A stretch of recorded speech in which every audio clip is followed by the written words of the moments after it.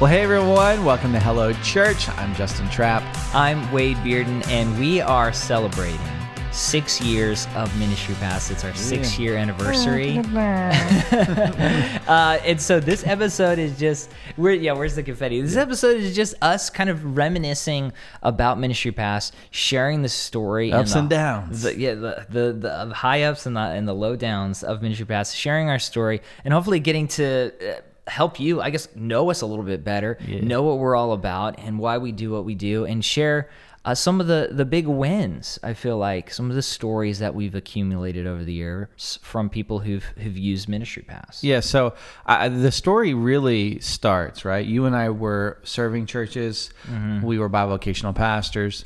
We were doing video announcements, sermon series graphics. Those days, there were weeks when I think I did like 8 to 10 video announcements, and you get the graphics in like late, like, you know, maybe Thursday, and you've got to Friday. You've got to narrate the announcement videos with their script, or write a script and then insert it. And I mean, it was brutal every week. Side note, did you ever visit one of our client churches and you meet someone on staff or volunteer, and they're like, "Oh, you're the guy that does the video announcements." I recognize your voice. There was that happened.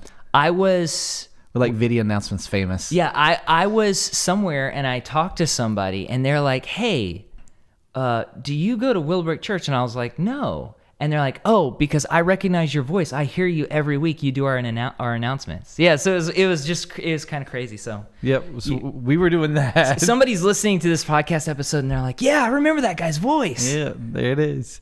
We were doing that, and we were really busy, and we were serving like a dozen churches. So we were doing everything from graphics, social media, really like an entire creative department. Sermon series, just everything. And we were like, "Hey, let's throw up a website." This was all without a website. And so we said, let's try and grow this thing and see how many clients and churches we can serve. And so we put up a website, got a lot of calls. But it was a lot of churches, smaller churches, really, and churches. And at the time, we were serving larger organizations, a lot of mega churches. And so when we start getting calls from pastors at churches, at smaller churches, it's, you start walking them through everything, and everything sounds wonderful, right? And then you get to the budget part, and they're like, "Oh, no, like I could never do that." Mm-hmm. And so we realized there's this opportunity to serve pastors, really, and church leaders at smaller organizations, medium to small churches. And so we began talking through this idea of what Ministry Pass would become, but we delayed it, man. I feel like we talked about it for a few years. Yeah, because at the time, I mean, like there is now, there are a lot of places where you could get graphics online, and a lot of great places. I don't even really think of those individuals as competitors. I mean, there's so many churches, there's so many different needs, and so it was like, well, what are we going to offer that's different? Yeah. And that's something that I learned early on, is that if you're offering a new product, how are you going to differentiate yourself? And it's not that, differentiate yourself so you can squash the competition, but that you can create something new for individuals. And we were thinking that over, and I remember talking to you one day and was like, "Hey, the series guide, what if we included guides with the sermon series to help pastors?" It's not just a graphic. It's not just a graphic. And we didn't want to write messages for pastors, but to help give them kind of an outline, give them research material, illustrations, so that when they sit down and make their message, to write their message, it's as if a research team has already given them material. And smaller churches can't afford that. Our church can't afford that. There are other churches that can't afford to hire researchers, but most churches can't, and we wanted to provide that for them. So we had made a few sermon series with graphics and the series guide. We even worked with a local painter for the Noah series, which I think is still on the site, and I actually like that design still to this day. And we had a few, right? We went to a few church conferences, smaller, denominational, regional, and we had those little drop cards. You remember those little drop cards? Yeah, where you could download different packets and event templates, and And it cost like $250 to have a booth, and we sold 2 cards, and we told ourselves, man, it was, we made good connections. Yeah. It was totally worth it. It's totally worth 3 days and good connections. And I mean, it really kind of stalled, and we were thinking through ideas, and then you went on a trip, and I remember you coming back, and it was like, hey, I have a date of when we're gonna launch this. And the reason I had a date is because on Good Friday, my wife Tisha walked into the room and she said, "I think I'm pregnant." Which I still remember those words. I was like, "What do you mean you think? Like, you think like you need to know?" Yeah, like you either are or you are not. And she said, "Well, I took 2 tests and they both said positive." And I was like, "Babe, I'm pretty certain that pregnancy tests can't be false positive." And she was like, "But they're from the dollar store." And I was like, "Oh, okay." So our logic was not clear at that point. Like, yeah, that's something you really want to know. And dollar stores, they could be great for a lot of people, but I don't see that as something you would buy from a dollar store. I don't even know how we got them. I think a friend gave them to her or something. They were used, maybe. Yeah, used pregnancy tests.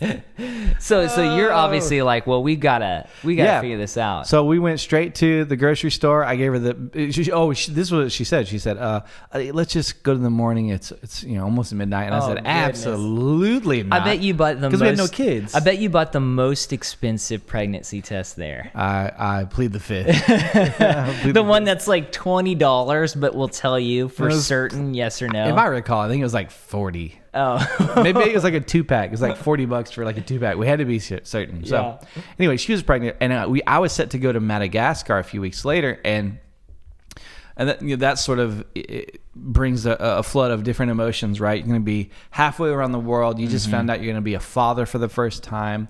And my wife's able to schedule her ultrasound appointment, but it's while I'm gone in like this 11-day stretch. And so really sad about that and not sure what to expect. And I get to Madagascar, and they called it a resort. The missionaries called it a resort. I wouldn't call it a resort.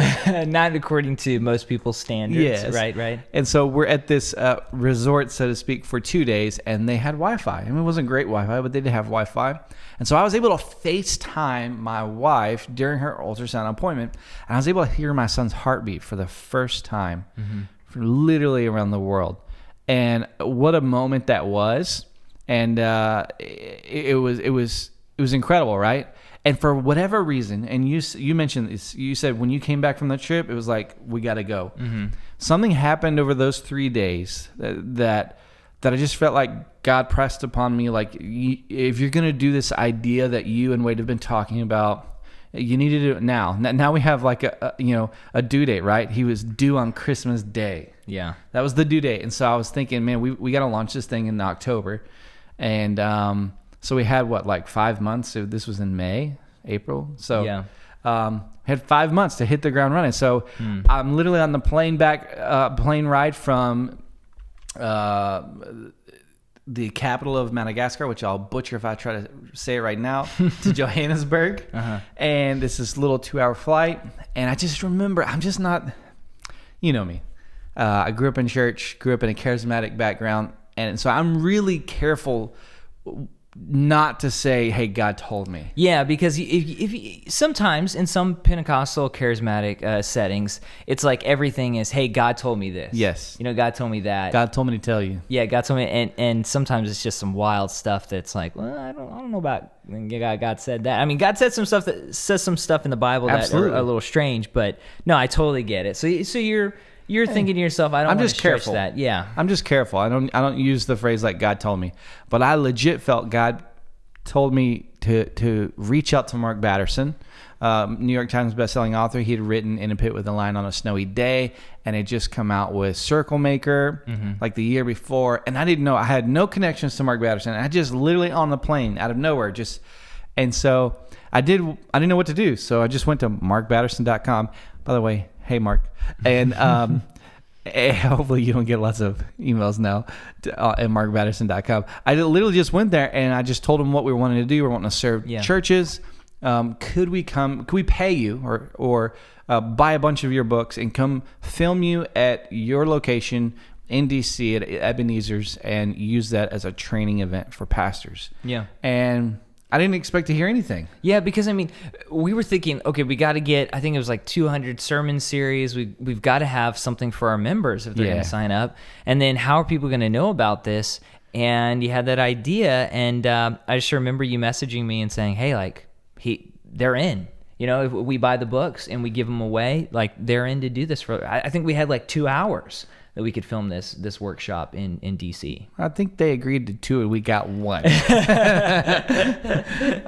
But that's all he needed, right? That's all he needed, He right? It's sat great. down. I remember excuse me, us sending notes to Mark's assistant about what we wanted to talk about and the interview questions. And when we get there, it was clear as day. That was the first time he'd seen it. Like, it didn't matter. But it's just so wild to me, because if I were to try to pull all that stuff out, it would just be a mess. Yeah. But you have someone like him who's been a pastor, for so long, and he's just kind of a brilliant mind, and he's able to just do it. Just go. I mean, he didn't need our notes. We just said, hey, here's the segment. This one's on sermon series planning. And it's like, go for about 10 minutes and then cut. Okay, let's start the next one. It was wild. That was the same trip. I remember we rented bicycles and rode around DC. We were kind of nervous about the next day. Almost got hit by a couple cars, but the trip, it turned out well. And we came back with all this footage. And I mean, we're feverishly trying to put that together and trying to get 200 sermon series on the website. It was a wild couple of months. And I remember Mark gave us a jewel of a quote where he said, if your sermons are boring, it's probably because your life is boring. I'll never forget that. Keep that in my back pocket at all times. We still have those videos, and I think we still sometimes send them out because it's got some really good stuff. But life wasn't boring for the next couple of months. We were just very, very busy, and well, and it's going to cost a lot of money to do this, right? So the whole idea of Ministry Pass was, let's create a library where you're not downloading everything, and we know that some of you do. Please don't do that. Download everything and cancel. The joke's on you if you downloaded 600 things. Let's just talk about that. How long does it take someone to download 600 things? You know how they have like those terabyte hard drives? Yeah. If you were to try to download 600 things or all of our stuff, you would have to have multiple terabyte hard drives. Like, it would be insane. You couldn't watch Netflix for days because your computer's just trying to get all that stuff downloaded. Yeah, we see. You know who you are out there. You signed up for the trial, downloaded 600 things, and then chatted our support and said, I just didn't find anything. Don't think it's right for me. Yeah, I just didn't find anything I needed at the moment. I'll come back to y'all though. So the whole idea was to build this library, right? And to make it accessible, right? Approachable for the small to medium-sized church and team. And so we started working towards this. We were both poor, right? We're like bivocational pastors and serving some churches, like making ends meet, essentially. Yeah. And I didn't know what to do. Like, I didn't know how we were going to pay for it. And I remember I had reached out to a website where you could basically pay to talk to like people on any particular topics. It's called Clarity. It's still out there. And for like $5 a minute or $2 a minute. And so I just was doing searching for investing. And I was just wanting to ask questions about getting investors. I'd never gotten investors. Remember, I like grew up in the Bible Belt, wanting to be a pastor, went to seminary, was a pastor. Like, I have no sort of investment, seed funding, all that sort of experience. And so I'm talking... No trust fund. Yeah, no trust fund. And I talked to 3 guys, and it enlightened me, but also confused me. And I had worked for a company, and they're a $1 billion company, and the CEO was a believer and a very gracious man and very generous. I learned a lot about generosity by watching his example. And so I just scheduled a meeting. I was able to get a meeting with him, and I just said, look, here's what I'm wanting to do. I have these questions about getting investors. And he basically was like, listen, Justin, you don't need to do all that. It's just going to complicate things for where you're at right now. He understood where I was at. I was very inexperienced at all those things. And so he said, how much do you need? And I told him, he said, create a business plan, and I'll write you a check and give you a loan. So he's not giving me the money, but he's giving me a loan at a reasonable interest rate, which I was like floored. Yeah. So we put together a business plan, which we had kind of already had a business plan, but we put together something formal. And I literally had a check, y'all, within a week for the amount. And that really allowed us to like get going and hired writers and more designers. And we were able to acquire some designs from some design libraries. And we're doing all of this for this culmination of this like launch day event in October. And so we release our sermon calendars every year in October. This year is actually October 7th. We're releasing the latest volume 7, I believe, of all of our calendars. The reason for that is we launched the company the first week of October. And so we went and filmed Mark Batterson for the launch event. Yeah. We're getting all these things. And we're in this small office at a golf course, which is kind of near our house. Yeah. And it was sharing it with a friend. We couldn't afford rent really, so we're like all splitting it. Yeah. And launch day comes, and it was just a mad rush to launch day. I remember everything kind of coming together last minute. I remember the night before finishing up uploading like maybe 10, 20, 30, 40 sermon series. I mean, it was just wild. And so we get there, and it kind of had this like festive atmosphere, and the webinar's going, and we use a hashtag.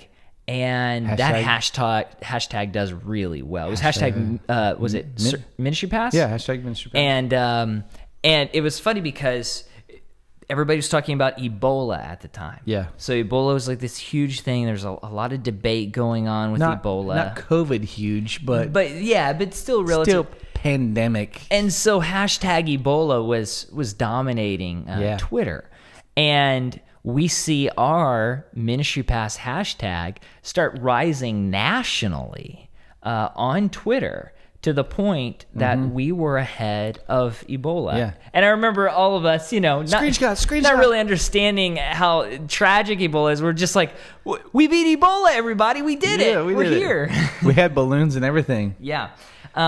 But as well as that went, we did have a really big hiccup. That triumph turned to tragedy really quick. Yeah, really quick.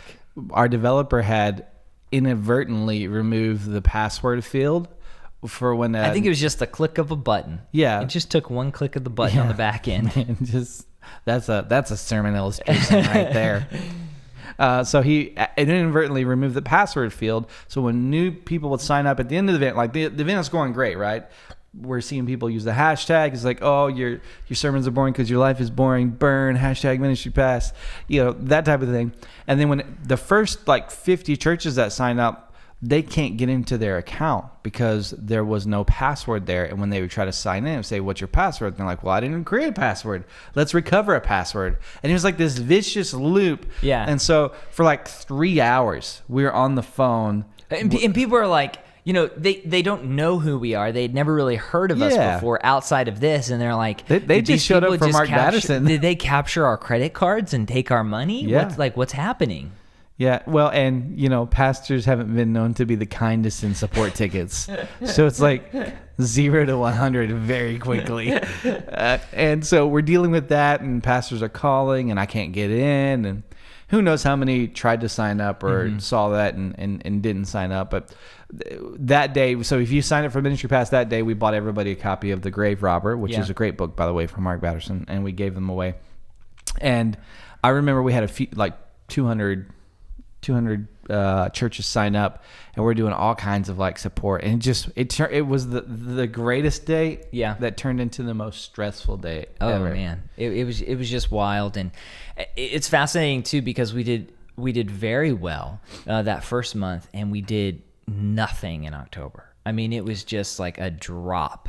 And which panic set in, and then you realized churches, right? We're used to these big tentpole events, Easter and Christmas and Mother's Day, and so we're sort of designed just by nature, working in ministry to sort of gravitate towards these tentpole events. So we had this big tentpole event with Mark Batterson, and then the next week comes, and we're like, well, crap, what do we do now? What do we do now? And so, that was a little discouraging, but by God's grace, and we're able to learn and grow as entrepreneurs and as stewards of this idea that we felt like God had placed on us. And we're able to grow, and Ministry Pass has been growing ever since. Slow, steady growth. Not like some venture capitalist Silicon Valley company, but just, an upward trajectory, so to speak. And, I never would have imagined when we launched 6 years ago that we'd have 2 million downloads, but we did. We hit 2 million downloads of resources several months ago. Yeah, 2 million. We have over 1,000 sermon series. Yeah. We have a ton of announcement graphics. And our model has changed. Originally, it was like, hey, they're going to have access to this library, so they pay for the whole year. And then there were a lot of churches that said, hey, we just can't afford the whole year. Can we do monthly, but sign up for 12 months? And so that's how that came about. And so whether you're in business or you're at church, understanding that sometimes you just got to be flexible, and every once in a while it just takes a little tweak here or there to really get things going. And so that's kind of what we learned. Justin, share with me some of your favorite stories from churches who have used Ministry Pass. Man, the one that comes to my mind is the pastor that used the Vivid sermon series. Yeah. Why don't you tell everyone about the Yeah, so the Vivid series was actually a part of our sermon calendars, and it's a sermon series that was placed right after Easter.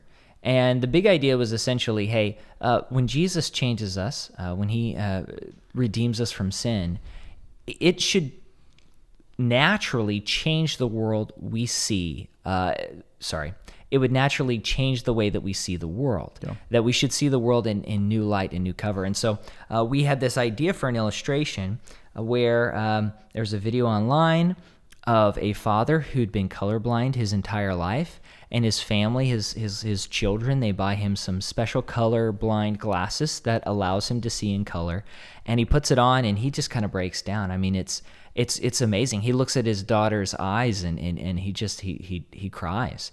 And so we put that there, and it was an illustration of, hey, now that God's changed us, we put on these new lenses, and the world is different. And we even encourage pastors, hey, maybe do this in your congregation. Maybe make a way to make this illustration come to life. And we had a pastor who did that, and he actually surprised someone, an older gentleman who was colorblind, had not seen color before. He gave everybody... He was in his late 60s, wasn't he? Late 60s. Never seen color. He gave everybody 3D glasses, and he had a 3D image on the screen. But he gave this man, he sat at his table, because they were sitting at tables, he gave him colorblind glasses. So everybody put on the glasses. He goes, put on the glasses, everybody. They put it on, and this man grabbed his, and he put on. He didn't realize that it was colorblind glasses. And there's a video, and we have it on the website. And this individual, he is struck by emotion. I mean, it just changes him. And that was a really amazing story to see an idea go from concept to just it being implemented in the local church. There are so many stories, and sometimes we don't even hear the story. So if you're a pastor, you have a great story about Ministry Pass, let us know. But there was a sermon series we did called Burned, and it was about how sometimes we're burned by Christians. And I believe it was an interim pastor or a new pastor, he came into a church, and they had just been burned by a number of pastors. Some really terrible things had happened. And he used the sermon series Burned, and talked about hypocrisy. And they lamented that, but also talked about the person of Jesus and how he comes. He is our perfect hero. And he said it was just powerful. It was powerful for him and his church. And so it was great to be a part of that. Obviously, we didn't write the message. We didn't preach the message, but we created something that helped a pastor, and it was just amazing stories like that. We love to hear those. Yeah, I had a church one time send me pictures of their children's ministry at their church in Uganda, and that was pretty special. And then probably one that's most recent, I was on vacation with my wife and the family. We were, staying at a timeshare. I didn't buy the timeshare. Side of, but one of our family members has a timeshare, and so they have a week out in the summer, so we'll go sometimes. And so we're out there, and I just, for whatever reason, I saw there was a church plant. It was like, hey, there's some signs. This church plant was meeting at a local movie theater, and we had gone to that theater before during the vacation week previous years, and so I just got up. I didn't sleep well. I told my wife, it was Sunday morning, I said, hey, I'm going to go to that church plant and just go to their service. But it'd be it's a nice change of pace, right? Because when you're bivocational pastor or you're on staff somewhere, it's really hard to just go to church. I totally get it. And so I walk in there and I sit like in the back up top in the theater, and they got the music, and It's a church plant. They're limited resources and doing their best. And there's probably about 50 people in the room. And then the pastor gets up and they play a sermon bumper video. And all of a sudden I realized it was one of our sermon series. And I'm sitting here in this movie theater church on vacation, and here's our resources, Blockbusters in the Bible. It was in the middle of summer, and they were teaching Blockbusters in the Bible, the sermon series, and the pastor is using a Ministry Pass series. And so for me, that was really special because I got to see it like in the flesh, like a small church with limited resources, limited staff, limited budget, utilizing Ministry Pass and helping them reach their community with the gospel. And so for me, those are some of my favorite memories. Oh man, it's crazy. There have been 2 times, maybe 3 times where I've driven past just a random church. I've been driving and I pass a random church and they have a big banner with our artwork on it. And I'm like, man, shout out to churches with big banners. Yeah, I remember when we were sitting down, at a meeting and that idea came up and we said, hey, let's do this series on the book of John. And there it is. Like, it's kind of wild. And I wrote a book a few years ago called Failing Faith, and we turned that into a sermon series. And it's been kind of wild to see people who've worked through that sermon series and my book at their church, and to see those videos and to hear those podcast episodes. It's just really humbling. There's another one. I think the individual had called you, Justin. I think he worked in a machine shop, and he worked 50 hours a week, 60 hours a week, and he would sit down and work on his message all day Saturday. He was a bivocational volunteer pastor, and he called and just said, hey, you helped me, you saved me this many hours a week, and that's this many hours I can have with my family. And that was really exciting. Yeah, I've talked to many bivocational pastors that, a guy that owns an IT business, or a pastor, she pastors, I believe it's a Methodist church in like North Carolina, and she said, we just got the new technology, the projector. We just got the projector screens upgraded. They had, what was it called, where you like lay the sheet down on the the overlays, the projector. They had that, and they just got like modern projectors. Oh man, wow. And she had gotten approval from like the finance committee to sign up for Ministry Pass. And so just hearing stories from pastors, hearing from everyone, it means a lot, because it's one of those things like when you're parenting, right? There's that saying that the days are long but the years are short, right? Yeah. Wow. It reminds me of that, being stewards and parents of Ministry Pass and seminaries, our other platform. But the days are long, right? And the years are short. And so it comes back to Mark Batterson, where he said, long obedience in the same direction. I'm reminded of that, where you never would have imagined the impact or the types of stories we would hear when you set out to do something.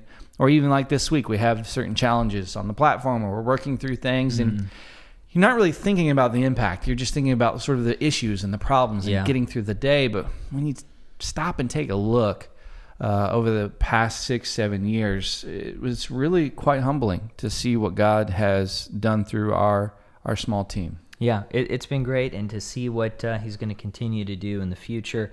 Listeners, viewers, if you want to check out our calendars, we are in anticipation of our 6-year anniversary. We are releasing our calendars. These will be our 7th calendars. We're releasing 6. So we've got a youth pastor, a children's pastor, an expository calendar, a topical calendar, a Bible in the 1 year. So you're looking at the Bible over the course of 1 year, and our lectionary calendars. Those will be released on October 7th, the first Wednesday in October. And if you're watching this on YouTube, make sure to subscribe, ring the bell, get the notifications. Or if you're listening on Spotify or Stitcher or iTunes, make sure to subscribe there. We also really appreciate all your feedback. Yeah, so before we let you guys go, just real quick, little spitfire questions here. What is your favorite sermon series on Ministry Pass? The one based on my book. No, I'm just joking. Oh man, they're That's all, folks. Yeah, that's all. Oh man, it's like choosing. It's like you It's have a child. You have 1,000 kids and you got to Yeah, choose man. one. I mean, That's one of those cheesy sermon illustrations. yeah. I mean, well, The Lost Sermon there's series. some. It's like, oh, I love this artwork. Like this artwork is Yeah. amazing, and the others, I'm like, I read through the guides and I'm like, wow, that's amazing. I think one of the most popular ones that we did.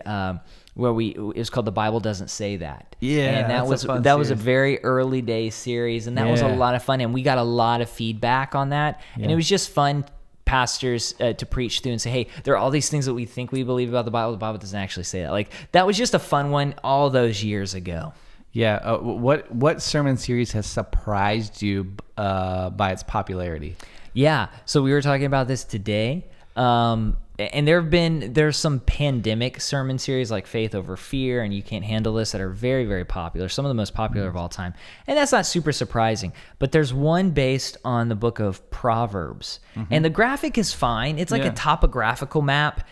It's purple. I think if I used it, I might change the color. And the guide is good, but it is, I mean, in terms of like giving it away for free, I mean, it has been downloaded probably 50,000 times. I mean, it is just really wild how many times. So that surprised me. There's another one. Sacred Selfie. Sacred Selfie. I was about to say that. The graphic is okay. I mean, it's just funny. Yeah, it's just it. I don't know. I don't know what it is. That's one of our most popular of all time. That has very much surprised me. What is a series that you thought would be a lot more popular?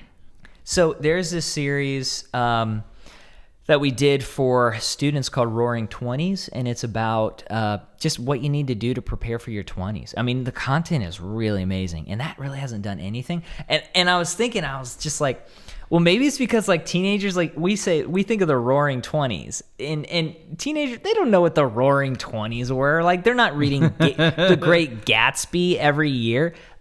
So I think that series hasn't done anything, even though it's great. So maybe that's why. But I was surprised because I was like, man, this is a great sermon series. It's great.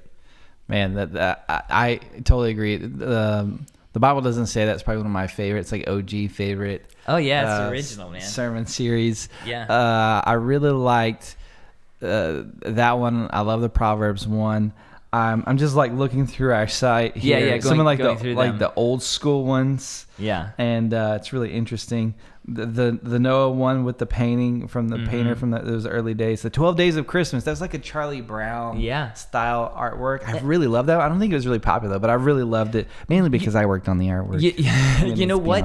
Every year people will use that one. Yeah. It might not be the most popular, but it's something that's lived on. And so yeah, I mean it's been great. There are a lot of really good ones, and it's great because we'll make improvements every year. And this year it's exciting to come out with the sermon series that covers the entire Bible, because that sermon story, that has been in the work for about 3 years, and that's exciting. And then the lectionary calendar, we're making some changes, and so it's fun. It's like we're doing some of the things we did before, but we're always kind of growing, and that's exciting. Yeah. So that's a little bit. I know this is a longer episode, and we're just sort of shooting the breeze, having coffee.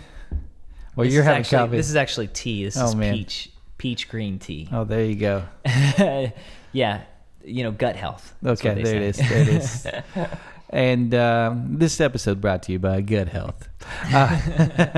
But we're so appreciative of everyone that's emailed in, commented, sent us stories. A lot of times we don't hear those stories. So if you've used the Ministry Pass sermon series or a resource or just in general, like what it's meant to your team, please send that in. Because a lot of times our support team, they don't really hear from anyone unless there's an issue.